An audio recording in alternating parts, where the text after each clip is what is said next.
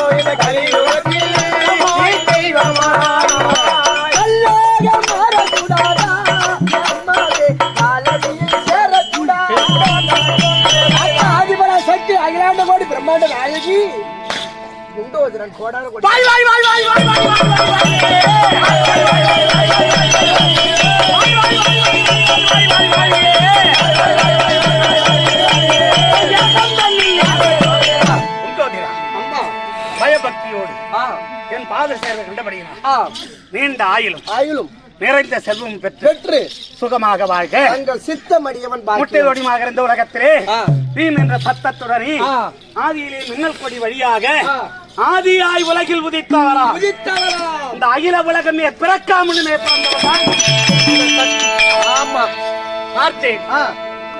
உலகம் எல்லாம் மயமாக இருக்கிறது. உலகத்தை உற்பத்தி செய்ய வேண்டும், மணமக்களை உற்பத்தி செய்ய வேண்டும். ஆமா, எப்படி இருந்தால் செய்யலாம்? ஆணுக்கு பெண் துணை, பெண்ணுக்கு ஆண் துணை. அப்படி என்று அதே இடத்திலேயே நின்று அரிதாகிய தபத்தை செய்தேன்.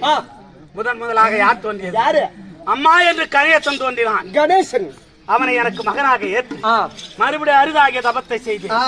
இரண்டாவதாக யார் தோன்றியது? யாரு? தங்கா என்று நாராயணன் பிரசன்னமாயிருக்கார். என்ன ஆயிருக்காரு? நாராயணன் பிரசன்னமாயிருக்காரா? பிரசன்னம் பார்த்தேன் அண்ணா. 1000 இருந்தாலும் அவசரம் கூடாது என்ற முன்னோர்கள் பழமொழி. ஆமா, எண்ணறப்படுத்தி எழுத்தர வாசித்திருந்தாலும் பெண் புத்திய பேதமை. அகில உலகமே பிறக்காமனுமே பிறந்து விட்டது. ஆமா ஆமா, எனக்கென்று ஒரு துணை வந்தல் வேண்டும். உலகம் உற்படமாக வேண்டும். ஏதாவது பண்ணணும். அப்படி என்றால் மறுபடி தபம் செய்யன்றான். மறுபடி தபம் செய்த உடனே தாத்து வந்தியது பெண்ணே என்று ஈசன் தோன்றி காலை பற்றி அப்படியே காலை பிடிச்சாரு. பார்த்தார் எங்கள் அண்ணன். அம்மா முக்கண்ணி, அம்மா முக்கினி, அம்மா முக்கண்ணி, அம்மா முக்கினி. போய் முக்கடா தோட கடப்பதான் அது ஆட்டுக்கறி தின்னுட்டு முத சாம்பார் ரசம் வச்சு போடுங்கிறாங்க. அவங்க 5-6 கிலோ கறி எடுத்துட்டு வந்து போடு. கறி தின்னது வெறி வருது. 1/2 கிலோ கறி தின்னு என்ன போடு? மூடு. 6 கிலோ.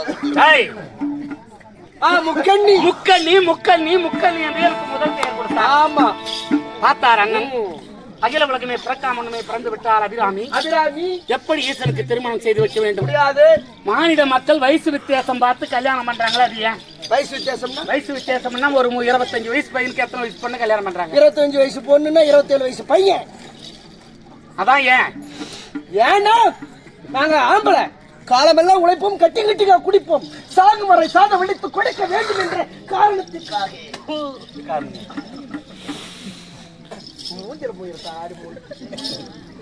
கட்டிங்கா குடிப்போம். அதுக்கெல்லாம் உண்டு வணக்கு கட்டணும். ஆகி வாங்கின கடனை கொடுக்க வை இல்லைன்னாலும் என்னது அரிசி வாங்கணும் 1 கிலோன்னு காய்ச்சி காயில ஒரு கம்யூனிட்டி பேர் தர மாட்டான். வாடா கோட்டை போடலான்னு 500 இருக்குது போலாமான்னு கேட்பான். தெரியுமா? அப்பேற்பட்ட காலமா தான் ஆகி போச்சு. பார்த்தார், ஒரு ஆணுக்கு ஒரு பெண்ணு அடக்கமாக இருக்க வேண்டும். எதுக்காக? ஒரு ஆணுக்கு ஒரு பெண்ணு அடக்கமாக இருக்க வேண்டும் என்பதற்காக தான் சின்ன வயசு வயசு வித்தியாசம் பார்த்து அந்த மாப்பிளை விட 1 வயசு 2 வயசு கம்மியான பொண்ணை பார்த்து கல்யாணம் பண்றது. ஆனா மாப்பிளை மாப்பிளை விட 1 நாள் முன்ன பிறந்தவளா இருந்தாலும் சரிதான். அவளை கல்யாணம் பண்ணா அவன் 1 தரம் ஏண்டியம்மா, இவன் 5 தரம் ஏண்டாம்பா. ஆமா, அதுக்குதான் வயசு வித்தியாசம் பார்த்து விவாகம் செய்வது. பார்த்தார் எங்கள் அண்ணன். ஒரு கண்ணை ஈசனிடத்திலே கொடுத்து என்று சொல்ல நயவஞ்சகம் என்று தெரியாம ஈசனிடத்திலே ஒரு கண்ணை கொடுக்க அதே இடத்துல என்ன பக்குவமாக அப்படி எழுதுனா மறுஜன்மம் எப்படி அந்த முக்கு இந்த வயதா கம்மி அந்த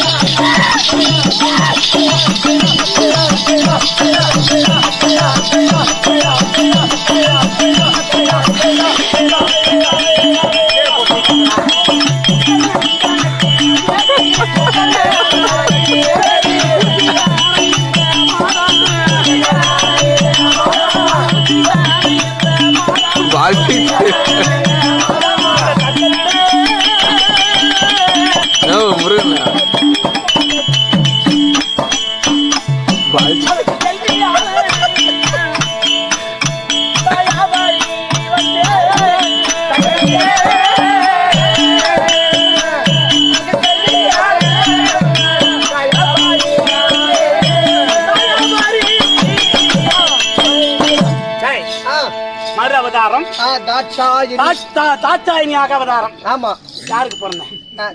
தர்க்கனுக்கும். ஆமா, தரணி தேவி என்ற வேதவல்லிக்கும் மகளாக பிறந்த தாட்சாயினி. அப்படி பிறந்த போது எங்க அப்பா தர்க்கனுக்கு தான் என்கிற அகம்பாவம். தாட்சாயினி மகளாக பிறந்து விட்டால் ஈசன் வந்து மாமா பெண் கொடி என்று கேட்பார். கேப்பாரு. அப்படி என்று அவர் மனசுல எண்ணம். இதை பார்த்தார் என் கடவுள். ஓஹோ, இவ்வளவு அகந்தி அவனுக்கு. அவன்கிட்ட போய் நான் பொண்ணு கேட்கறாளா? நான் எல்லா தேவர்களையும் அனுப்புறாங்க. கடவுள் பொண்ணு கேட்டு வர சொன்னாரு. போய் பொண்ணு கேளுங்க. எல்லாரும் வந்தாங்க. தாட்சாயினி பெண் கேட்கிறார் கடவுள். பொண்ணு கொடுக்க முடியாது. மாப்பிள்ள வந்து மாமா பெண் கொடுன்னு சொல்லி கேட்டாதான் பெண் தருவான். மாப்பிள்ள வரணும், அப்பதான் பொண்ணு தருவோம் போங்கடான்ட்டாரு. ஆமா, இத வந்து சொன்னாங்க. பார்த்தார் என் கடவுள். இவ்வளவு அகந்தையா? அப்படி என்று என் தந்தை தாய் இல்லாத நேரத்துல என்னை அழைத்து சென்று அவருக்கு எனக்கும் திருமணம் நடந்தது. நான் ஈத்துக்கு போய் தாலி கட்டிக்கிட்டா. ஈத்துக்கிட்டேன்னா தார் ரோட்ல போட்டா சொல்ல அந்த பையன் அந்த பிள்ளை ஈத்துட்டு போட்டாலாண்டா. வெட்டிக்காரன் ஆட வந்து செட்டிந்தூர்ல ஈத்துட்டு போய்க்கிறான்டா. அதனால வீடியோ போடுறா. வேடா அவன் பொண்டாட்டி விலக மாத்தாடிட்டான் அப்படின்னு ஒண்ணு சொன்னாங்க இல்லையா? ஆமா, அந்த மாதிரி. இப்ப செட்டிந்தூர்ல கட்டிட்டா நான் தானே போயிருக்கேன். தேவையாது. செட்டிந்தூர்ல கட்டிக்கல ஈத்துட்டு போட்டான். சரி, நீ எடுத்துட்டு தான் போன, நானும் எடுத்துட்டு தான் போனேன். வா தாரம் இல்ல, வந்த வாரம் தான் முக்கியம். போறான். அப்படி திருமணம் நடந்தது. பார்த்தார் என் தந்தையாகிய தர்க்கன். ஏது எம்மை அறியாமலே எம் மகளாகிய தாட்சாயினி திருமணம் செய்து விட்டானே என்று கோபக்குறியா இருந்தார். இன்னைக்கு ஒரு கிராமத்துல பொண்ணு புள்ள தப்பு செய்துன்னா மாப்பிள்ளை பத்தம் சொல்லுவான். ஒரு பிள்ளைன்னு பெத்தம் படிக்க வச்சான், ஆளாக்கணேன்.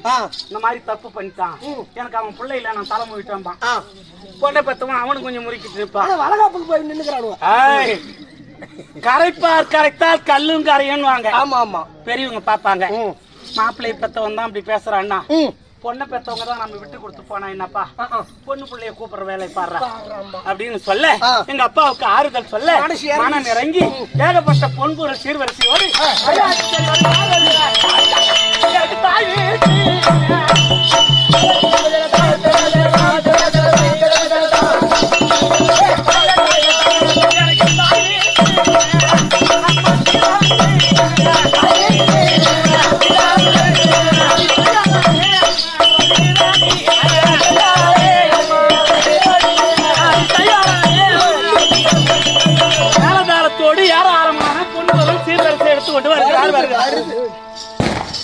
இதை பார்த்தார் என் கடவுள். தாட்சாயணி, அதோ பார்த்தியா? பத்தியா? உனக்கு சீர் வருதுமா அப்படின்னா எப்படிதான் இருக்கும்? ஐயோ, உனக்கு மனசு குளு குளு குளு குளுன்னு இருக்கும். நம்ம வந்துட்டோம். எங்க அப்பா அம்மாவை பார்க்காத எனக்கு மனசு ரொம்ப. ஆபரேஷன் பண்ண கால மயிரா பச்சு இருக்கு கேட்டாதே உண்டா? காவல் ஆபரேஷன் பண்ணது வேற, அது எல்லாருக்கும் தெரியணும், அதை சொல்லணும். நீ அது ஒரு ஆசை உனக்கு. அந்த குதியங்காலு பின்னாடி 2 லட்சம் ஆயிப்போச்சு. பார்த்தார். சொன்னது என் மனசு சந்தோஷப்பட்டது. வாங்க வாங்க வாங்க வாங்க போகலாம்.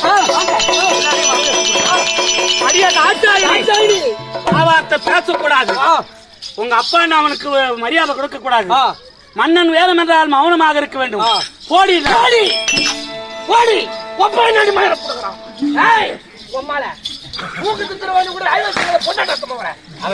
எதுக்கு போய் எடுத்துட்டு போன?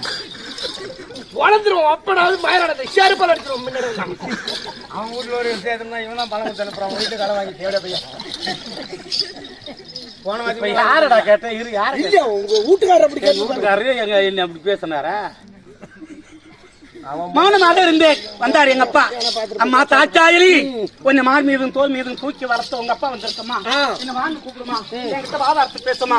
தாட்சாயணி தாட்சாயணி தாட்சாயணி தாட்சாயணி தாட்சாயணி தாட்சாயணி. நான் பேசல. மொத்தமா எங்கடா எங்க வீட்டுக்காரரும் பேசல. கோபம் வந்து விட்டது. அடியா தாட்சாயணி, உன் தாலி அறுக்காத நான் விட மாட்டேன். உங்க அப்பா ஆமாண்டா, 33 கோடி தேவர்களையும் 48,000 ரிஷிமார்களையும் வைத்து தச்சகாபுரி பட்டணத்திலே மரண யாகம் செய்கிறார். தற்கன் வாழ ஈசன் ஒழிய தாட்சாயணி தாலி அறுக்க.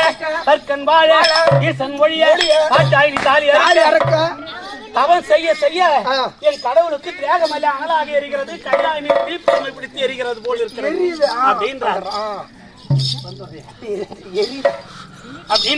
குளிருது. சுவாமி கொஞ்சம் பொறுமையா இருங்க. நான் போய் எங்க அப்பா செய்ய யாகத்தை நிறுத்தி வருகிறேன். போக வேண்டாம். அவன் உனக்கு மரியாதை கொடுக்க மாட்டான். அவன் செய்யும் மரண யாகத்தை நிறுத்த மாட்டான் அடி என்றார். ஐயா, பெத்த மனம் பித்து புள்ள மனம் கல்லு. அன்னைக்கு எங்க அப்பா வந்து கூப்பிட்டப்ப நான் கல்லா இருந்தாலும் எந்த அப்பாவாவது ஒரு பெத்த பொண்ணு தாலி இறக்க பாப்பாங்களா? போய் யாகத்தை நிறுத்தினேன். யாகத்தை நிறுத்தினால் இடபாகம் உண்டு, இல்ல வெட்டால் இல்லை. கிடுகடுன்னு தச்சாபுரி பட்டணம் போகிறேன். அப்பா, ஓ அப்பா, நீங்க வெளியே யாகத்தை நிறுத்துங்கப்பா. கடவுள் மாண்டு விடுவார். நான் தாலி அறுத்துருவோம்ப்பா. அப்பா அடி வா, வார்த்தை பேசாத நாயே, என் வாசப்படி விட்டு போடினார். எங்க ஊர் பரியாரிக்கு தான் நன்றி சொல்லணும். புடிச்சு நிறுத்தல் தான் பார்த்தேன். பார்த்தேன். ஏ சண்டாளா, ஈவேதக்கம் இல்லாதவனே, ஒரு பொண்ணுதான பெத்தவனே. ஆமா, என் தாலி அறுக்கணும்னு ஆசைப்படுறேன். பொம்பளைங்க தான் சொல்லுவாங்க, பொட்டோட பூவோட போறாடா அந்த புண்ணி விதி, அவளுக்கு சொர்க்கம்டாம்பாங்க. பொட்டோட பூவோட போறவங்களுக்கு சொர்க்கம் கிடையாது. அப்புறம் தான் புருஷனை முன்ன அனுப்பி பின்னால போறவங்களுக்கு தான் நற்கதி உண்டு. எப்படி? மோட்சப்பதி உண்டு. எப்படி? ஏன்னா ஒரு வயசானவங்க 2 பேர் இருக்காங்க, அப்பா அம்மா. இந்த காலத்துல தாய்க்கு பின் தாரம், பெத்த பிள்ளைய பேர பிள்ளைய பாக்காது. வயசானவங்களா இருந்தாலும் பொண்டாட்டி இருந்தா, ஏன் அவனுக்கு உடம்பு சரியில்லையே, எங்க போன சாப்பிடாம தேடுவாங்க அப்படின்னு தேடி தண்ணி கொடுப்பாங்க. அதே சமயம் அந்த பொண்டாட்டி இருந்துட்டா, எத்தனை பிள்ளை இருந்தாலும் பேர பிள்ளை இல்லைன்னாலும், ஒரு மனிதனுக்கு சம்சாரம் போனா சகலமும் போச்சு. சகலமும் போச்சு. பொண்டாட்டி செத்துட்டா அவன் கோடி கணக்கில் வச்சிருந்தாலும் அன்னைக்கே அவன் செத்த மாதிரி தான். ஆமா, வேலைக்கு அந்த மகராசி எனக்கு தண்ணி கொடுத்தா நான் குடிச்சேன், இன்னைக்கு இந்த வகுத்து தண்ணிக்கு வனவாசப்படுறேனே அப்படின்னு கண்ணீர் புகை சிந்தி கதறி அழுதா அந்த கட்டணம் பொண்டாட்டிய சேருமா அந்த பாவம், ஆம்பளையான சேருமா. அதுக்காக தான் ஆம்பளை செத்து பொம்பளை இருந்தா பெத்த புள்ள சோறு போடலனாலும் களை வெட்டியாவது கஞ்சி குடிப்பாங்க. இல்ல ஒரு வீட்டுல நான் ஜாமா வேலை கொடுக்குறோமா, எனக்கு சோறு போடுமா. பெண்களுக்கு வெற்றி கொடுக்கக்கூடிய மனப்பான்மை உண்டு, ஆண்களுக்கு அது கிடையாது. அதனாலதான் நான் நற்கதியை அடையாவிட்டாலும் பரவாயில்லை. சண்டாளா, உன்னுடைய உப்பும் உணவு இந்த உடம்புல இருக்கு, இந்த ஜடலை இனி இருக்கப்படாது.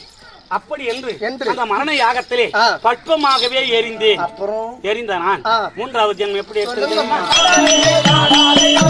நான் பருவத ராஜன்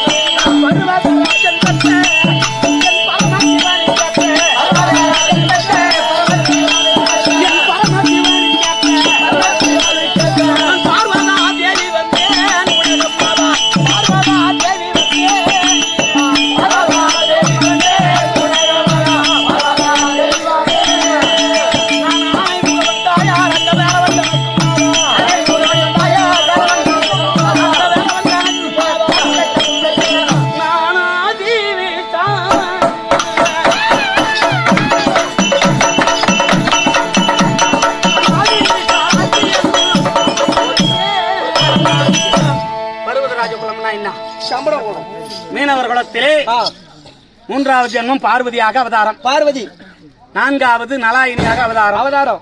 5வது பாஞ்சாலியாக அவதாரம். 6வது ரேணுகையாக அவதாரம். 7வது உடல் மாறியாக அவதாரம். செல்லியாக அவதாரம்.